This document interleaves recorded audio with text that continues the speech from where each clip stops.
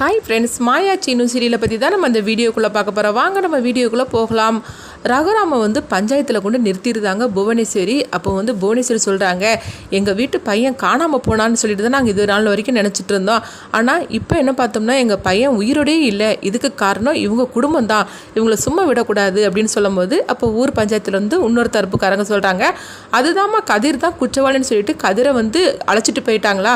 அதுக்கப்புறமா இந்த கேஸை பற்றி நீங்கள் எதுக்காக இப்படி பேசிகிட்டு இருக்கிறீங்க அப்படிங்கும்போது, என்னங்க சொல்லிட்டு இருக்கிறீங்க, சொல்ல போனாக்கி 20 வருஷத்துக்கு முன்னாடி இந்த ரகுராமால பாதிக்கப்பானு. ஆனால் இப்போ என்னென்னா என் பையன் உயிரோடே இல்லை, இவங்க எல்லாம் சேர்ந்து திட்டம் போட்டு தான் இந்த மாதிரிக்கு பண்ணிட்டாங்க.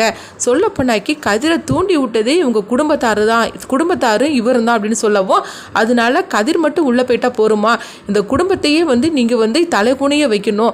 அது மட்டும் இல்லாமல் நாங்கள் ஒரு உயிரை இழந்திருக்கிறோம், அதுக்கு எங்களுக்கு நியாயம் கிடைச்சே தீரணும். இந்த ஊரில் இது நாள் வரைக்கும் இவங்க பெரிய மனுஷன் சொல்லிட்டு தோரணையில் அலைஞ்சிட்டு இருந்தாங்களா, இதுக்கு பிறகு இவங்களுக்கு எதுக்கு இந்த கௌரவம்லாம், அதனால இவங்களை சும்மா விடக்கூடாது, எங்களுக்கு ஒரு நியாயம் கிடைச்சே ஆகணும் அப்படிங்கவும் அப்போ பசுபதியும் அழுது எடுத்து நடிக்கிறாங்க.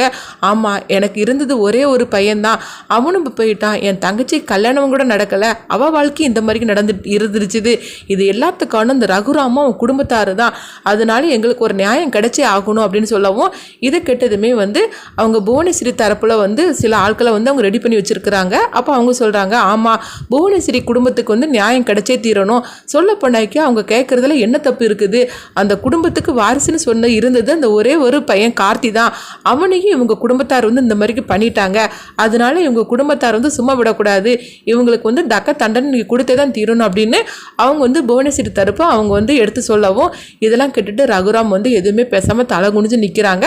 அப்போ அந்த பஞ்சாயத்தில் கேட்குறாங்க, என்ன ரகுராம் ஐயா அவங்க இந்த அளவுக்கு பேசிகிட்டு இருக்கிறாங்க, நீங்கள் எதுவுமே பேசாமல் தலை குனிஞ்சு நிற்கிறீங்களா அப்படின்னு சொல்லி கேட்கும்போது அப்போ ரகுராம் சொல்கிறாங்க, ஆமாம் என்ன இருந்தாலும் சரி தான், அவங்க ஒரு உயிரை பறி கொடுத்துருக்குறாங்க, அதுக்கு நானும் என் குடும்பத்தாரும் காரணம் தான், அதனால நீங்கள் என்ன சொன்னாலும் சரி தான், நான் அதை செய்கிறேன், அதுக்கு தலை வணங்குறேன் அப்படின்னு சொல்லவும், இதை கேட்டுட்டு புவனேஸ்வரியும் பசுபதியும் சிரிக்க ஆரம்பிச்சிருந்தாங்க. மகாலிங்கத்தையும் பார்க்கவும் மகாலிங்கமும் கஞ்சாட காட்டுறாங்க, நம்ம நினைக்கிறது எல்லாமே நடந்துட்டு இருக்குது அப்படின்னு சொல்லிக்கிட்டு அவங்களும் சந்தோஷப்பட்டுட்டு இருக்கிறாங்க.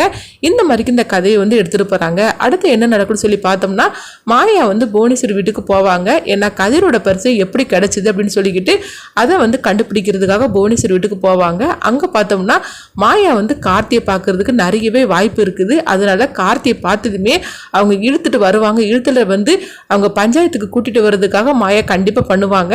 எங்கே பார்த்தோம்னா ரகுராம அவங்க புவனேஸ்வரிட்ட மன்னிப்பு கேட்கணும், காலில் விழுந்து மன்னிப்பு கேட்கணும் அப்படின்னு சொல்லிட்டு ஊர் பஞ்சாயத்தில் சொல்லவும், ரகுராம அதுக்கு சரி அப்படின்றதாங்க. இது கேட்டதுமே சிவா அதிர்ச்சி அடைகிறாங்க.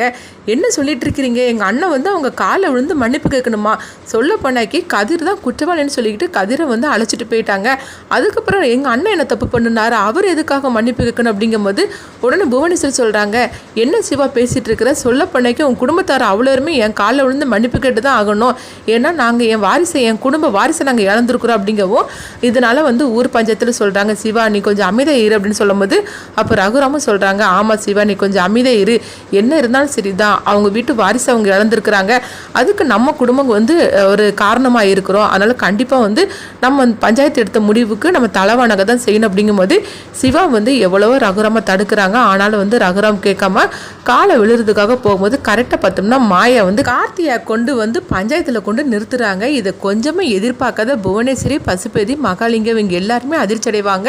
அது மட்டும் இல்லாமல் ஊர்க்காரங்களும் அதிர்ச்சி அடைவாங்க.